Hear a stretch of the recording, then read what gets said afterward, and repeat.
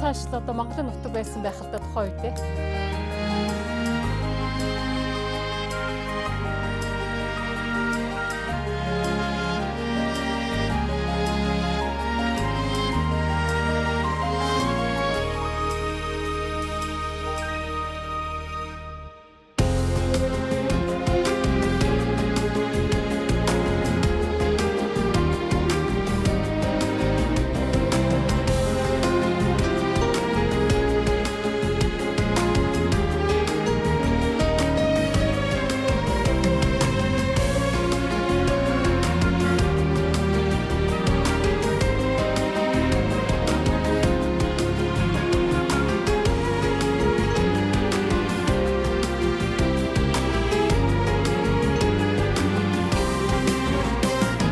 Монголоос айгүй гоё бороо авчлаа гэдэг.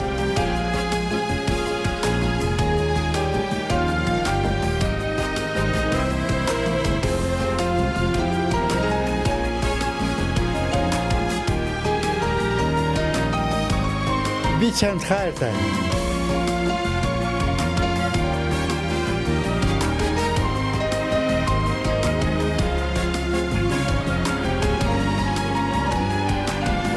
За та бүхэн натаат байгаарай.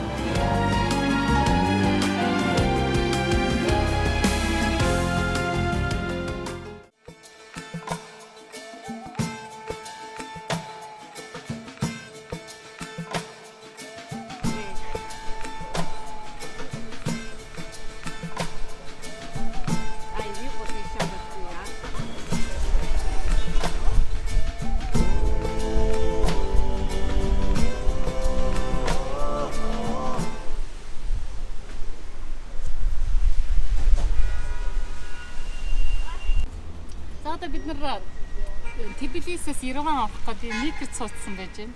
За энэ микр нэг хүний 35 лир. Одоо Монгол мөнгөөр бол 35 мянган төгрөг гэсэн. Тэгээд 280 км юм байна Ереван хүртэл. Тэгээд энэ хамт бол ингээд нэг хүнийг савд дээр суугаад 7 хүнтэй явд юм байна. Тэгээд яагаад ингэж явсан гэхээр одоо Кавказын нурууны тэр үзлэнтэй газрууд ер нь өндөр гоё уулууд байгаа гэсэн. Тэгээд байгалийн үзлэнтэй газар доогуур онгоцоор нисчихсэн хамаагүй гоё тутаа гэж одоо явсан. Тэгээд алдаагүй юм шиг санагдаж байна. Энэ такси бол ерөнхийдөө дажгүй санагдлаа. Одоо ингэ явахгүй сууж байна.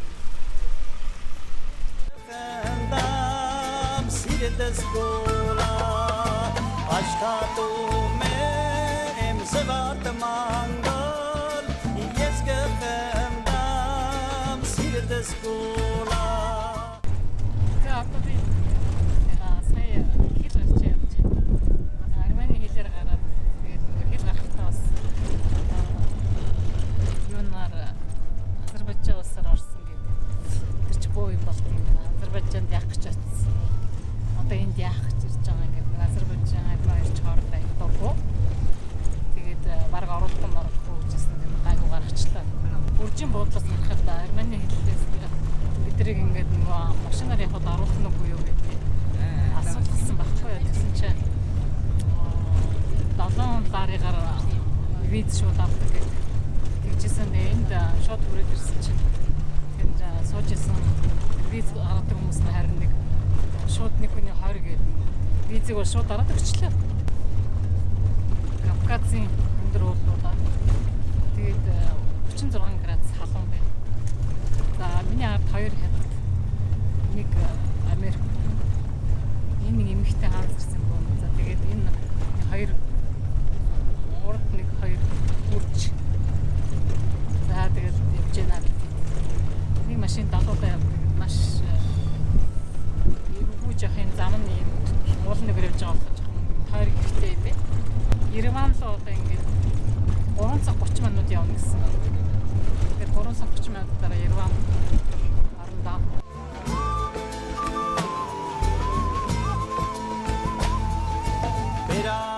За бид хэлээр орж ирэхдээ Азербайджанаас орж ирсэн. Яах гэж Азербайджан орсон гэдэг нэлээд байцаагаад ер нь Азербайджанчууд, туркууд, армянууд гурав ер нь хоорондоо маш муу юм байна. За тэгээд энэ нь бол мэдээж олон жилийн түүхийн одоо хоорондоо удаа дараалан нутаг орноо боловсруулж за тэрнээс гадна Арменууд бол одоо Турктэй бол одоо шашны хувьд бол зөрчилждэг. За түүнээс гадна Арменыг бол Османы эзэнт гүрний үед бол олон жилийн турш аймаглан устгаж, за энэ нь бол Армени геноцид гэд бүр түүхэнд бичигдэн үлдсэн түүхтэй.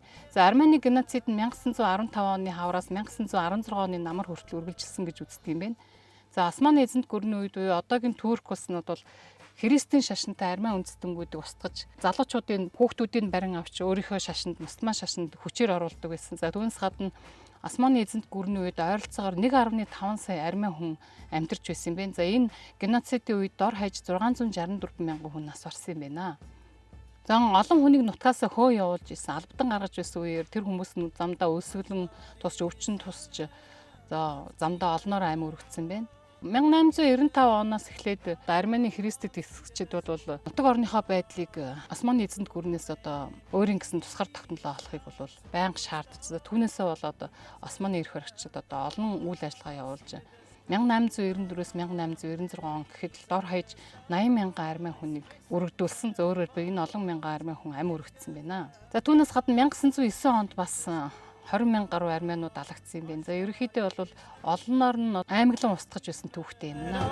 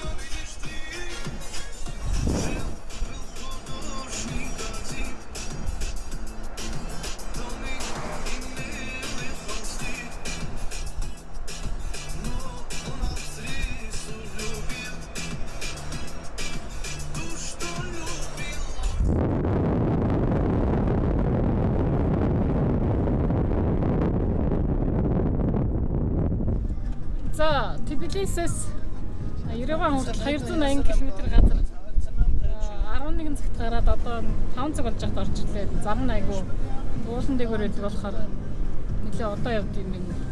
Мөнгөө солилоо.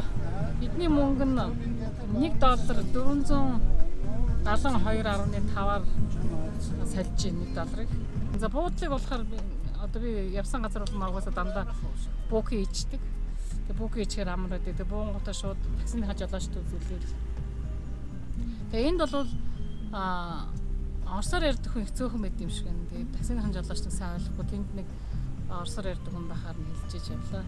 За бид Армени нийслэл Ереван хотын хот доторх аяллаа Арменийн улсын дүр үжигийн академик театр гэж ярьдаг. За тэрний гаднаас эхэлж байна.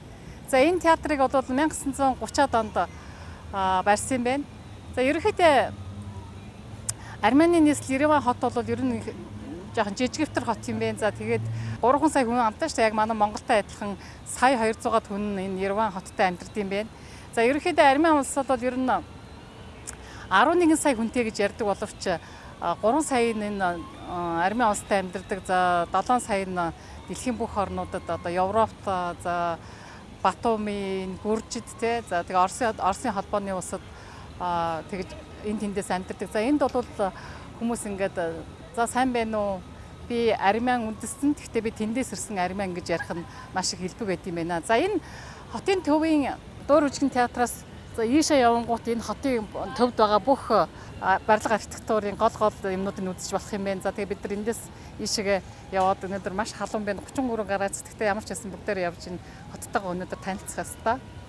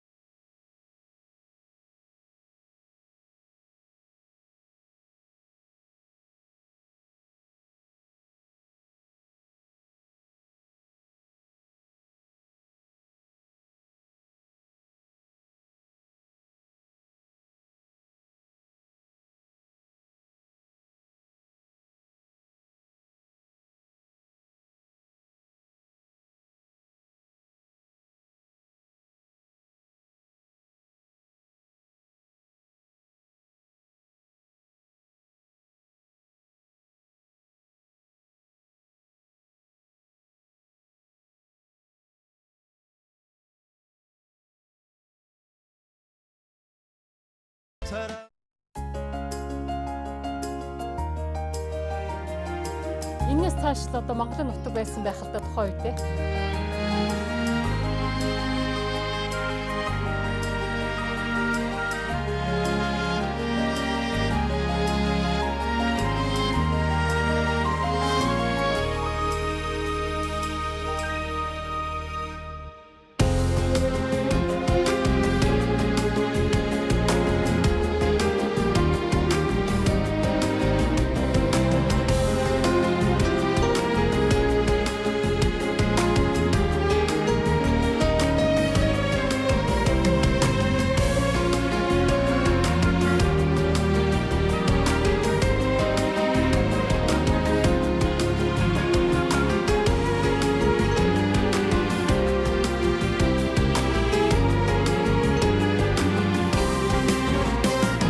Монголоос аягүй гоё бороо авчирлаа гэдэг.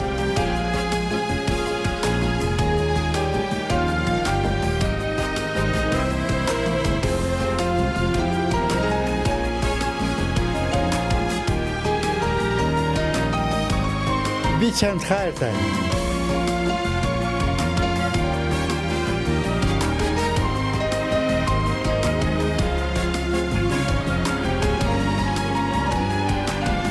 За та бүхэн натаат байгаарай.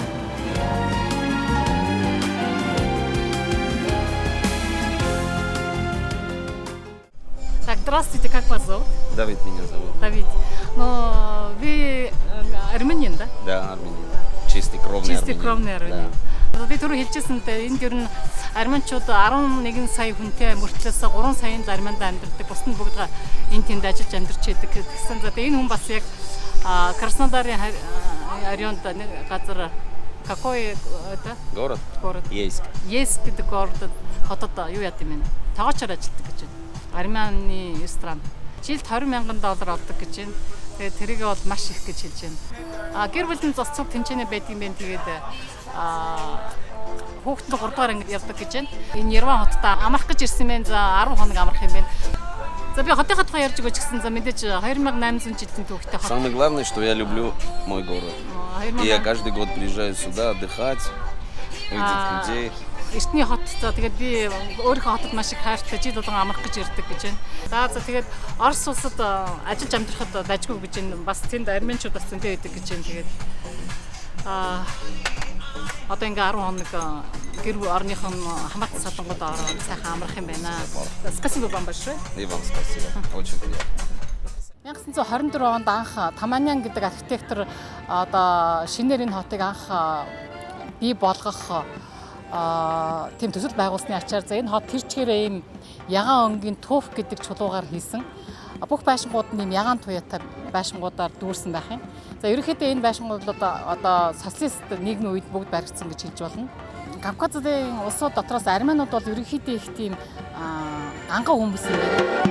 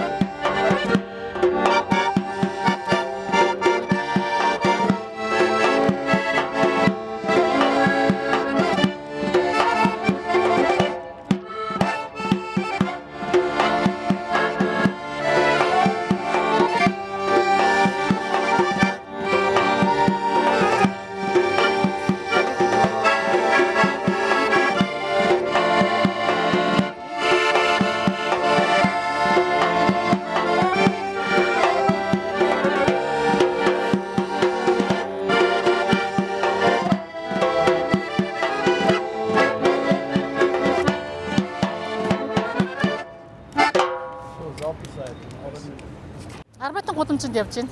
За Арбатын гудамж гэдэг нь би яг нэг гол гудамж хот болгонд байдаг Арбатын гудамж гэсэн үг. За энэ миний ард бараг харж байгаа байшингуудыг нөгөө миний хэдээдс нөгөө ягаан төв гэд чулуугаар бүх байшингуудыг ингээд ижил өнгөтэй болгочоор маш үзэсгэлэнтэй гоё харагддаг юм байна.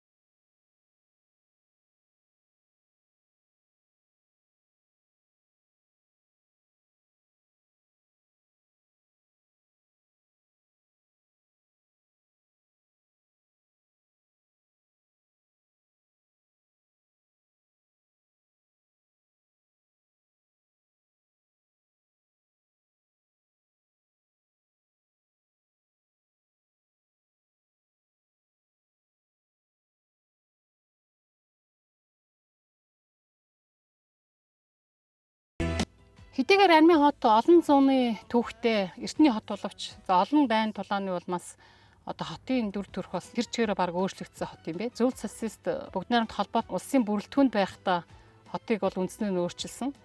За хотын архитектурын чуулганы төв нь хотын төв талбайгаас эхэлнэ. За хотын төв талбай дээр Армени үндэсний түүхийн музей, Армени засгийн газрын барилга, төв шуудан, Мариот цочид буудал, гадаад харилцааны болон эрчим хүчний яамны барилга зэрэг 5 байгууламжтай 1924-өөс 1950 онд байгуулагдсан талбайгаас бүрдэнэ. За Армени түүхийн музейн урт талд домогт хөгжим тусан оргилуур байдаг.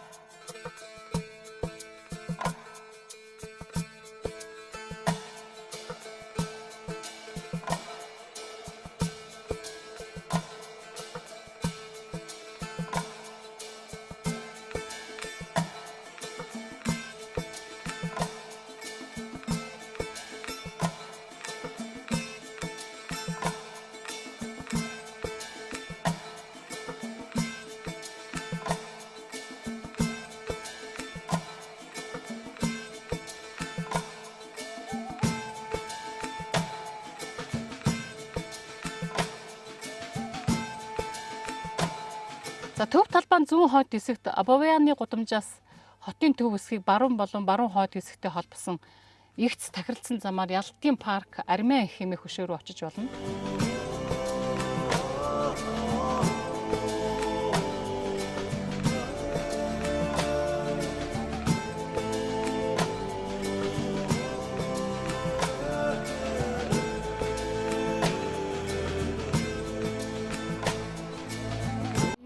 Хотын Мат Армени парк Победы гэдэг. За энэ Мат Армени гэдэг нь Армян их тэр энэ зөвлөлт холбоот улсын бүрэлдэхүүнээс хотуудад байдаг бүх паркуудаа нэгэн адил одоо цэргийн зэвсэг техникээс гадна. За энэ ингээд өндөр уулын орой дээр байдаг учраас яг энд ирсэн хүн хотыг дээрээс нь одоо энэ хоёр талд байгаа дурангаар харж болт юм байна. За дурангүй байсан ч гэсэн хот тэр чигээр алан дээр тавьсан мэт харагдаж байна.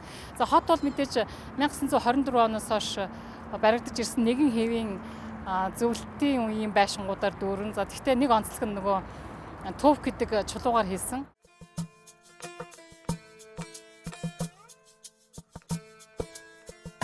За Ереваны архитектурын хотын төв хэсгээр байх бүх төв төрхийг бол каскад хэмээх амфитеатр гэж нэрлэдэг юм байна. За энэ каскад хэмээх амфитеатр нь хойд ингэрт сунгасан асар том олон шаталт ашиглалтын талбайтай. За энэ ашиглалтын тавцангаас Арарат уулын дүр төрх хотын үзэсгэлэнт харах талбай бол засч өгсөн. За энд бол жуулчид маш ихээр ирд юм байна.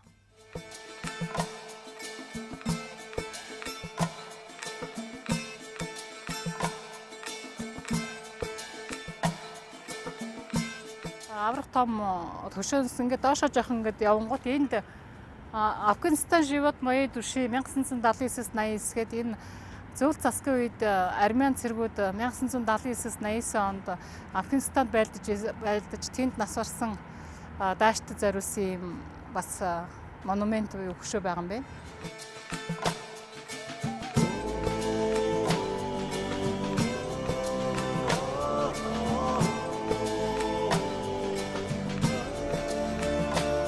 За холбоотны орнууд болох Их Британи, Франц, Оросын одоо хамтарсан мэдээллийг 1915 онд түүхэндээ анх удаа Арменуудын масс алгыг хүн төрөлхтний эсрэг гэмт хэрэг гэж хүлээн зөвшөөрсөн байна. Гэвч орчин үед Турк, Азербайджан улсад аймаглан устгасан баримтыг үгүйсгэх юм байна.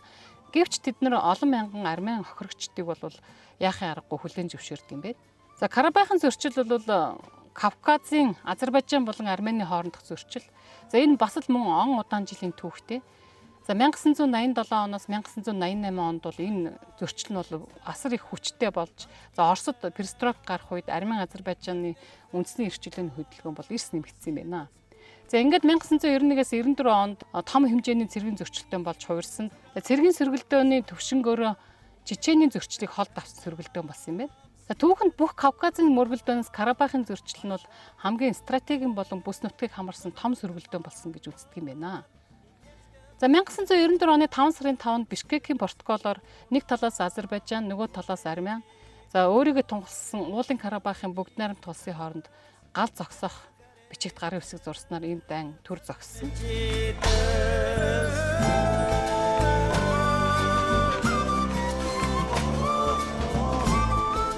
За Армянд ирсэн хүн алдарт Арарат уулыг харахгүй тэрний хажуу зураг авахгүй бол угаасаа ирсэн гэж ярьдгүй гэсэн.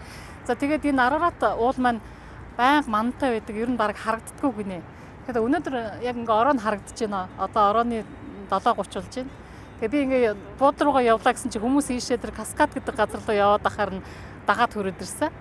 Эндээс бол хот бас маш гоё харагдчихээн. За дээрэс нь Арарат уул маань тэнд харагдаж байна. За Арарат уулын тухай бас нэг сонин мэдээлэл авахд энэ Арарат уулны яг энэ хөндийд энэ Ереван хот маань байрладаг. За энэ уул маань болохоор одоо туркууд өөрийнхөө мэдэлд авцсан байгаа юм байна.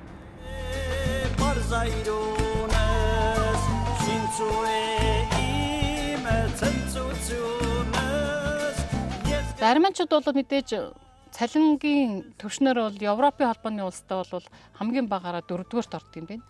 За ер нь тийм болохоор ч тэр энд хүмүүс нь гадагшаа явж их ажил хийдэг. За 2017 оны 12 сарын байдлаар татвар төлсний дараагаар бол дундад цалин 251 евро юм байна. Одоо Европт хамгийн бага үзүүлэлттэй Украин, Молдов, за Азербайджааны дараа орж байгаа юм байна.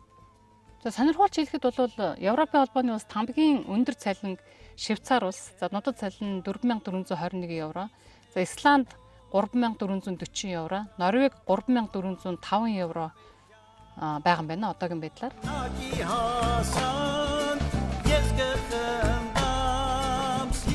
Здравствуйте. Здравствуйте. Как вас зовут? Меня зовут Армен. Армен. Ага. Зөвлөлт засгийн үед одоо ажиллаж амьдарч байсан. Одоо 45 настай. Хөгжмийн урлагт хүчин зүтгэдэг гинэ. Город очень древний город. За энэ хүн годамжинд хөгжим тоглолт юм байна. Тэгээд одоо дэлхийн бүх орнуудаар арменууд ажиллаж амьдардаг. Тэгээд хот маань үргэлж одоо гоё болж байгаа. Сүүлийн үед туристүүд маш их ирж байгаа гэж ярьж байна. Где-то 2000 лет тому назад больше. Ерөнхийдөө бол гадны оронд амьдарч өөр улсын соёлыг үзэхэд юундаа буруу ах уу? Яг миний бодол тийм байна гэж ярьлаа. Гэтэ би болохоор ер нь тэнд цалин мөнгө энд амьдрах боломж байхгүй болохоор тийш явдсан болов уу гэж асуусан чинь. Гэтэ мэдээч эрэг цалин авахын төлөө тэнд мөнгө олохын төлөө явж байгаа гэж хариулж байна. Ер нь дундад цалин хийдин гэсэн чинь 200-аас 500 доллар байх гэж байна. За тэгээд ер нь армян эрэгтэй хүн бол ямар нэгэн байдлаар одоо 2-3 ажил хийж мөнгө олдог гэж ярьж байна. За таксин жолооч гэхэд өдөрт нь ажил хийчихэд оройн нь ажил хийдэг гэж байна. Свидание. Спасибо. Приятного вам.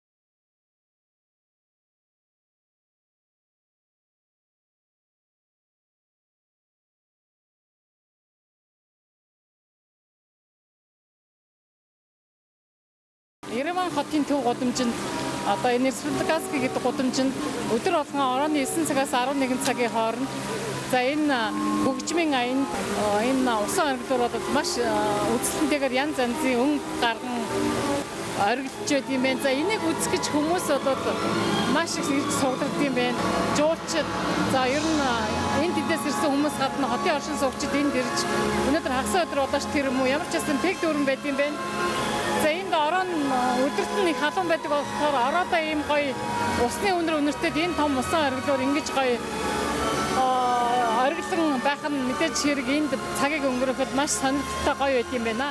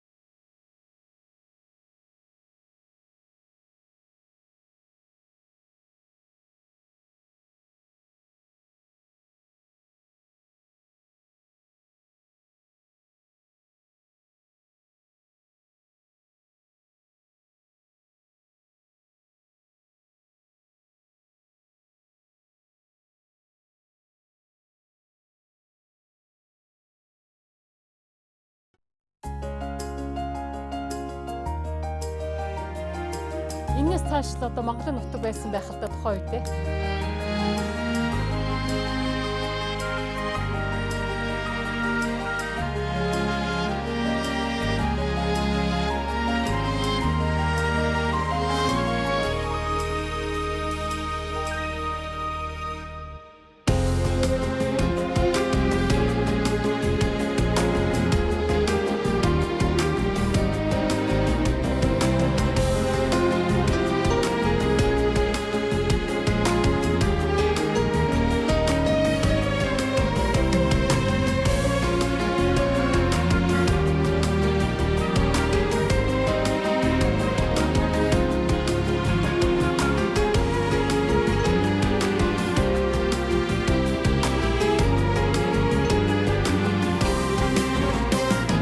Монголоос аягүй гоё бороо авчлаа гэдэг.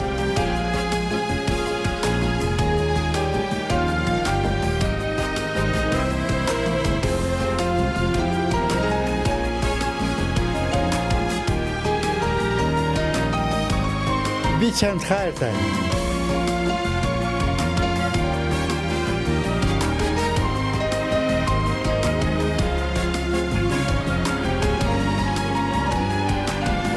За та бүхэн натаанд байгаарай.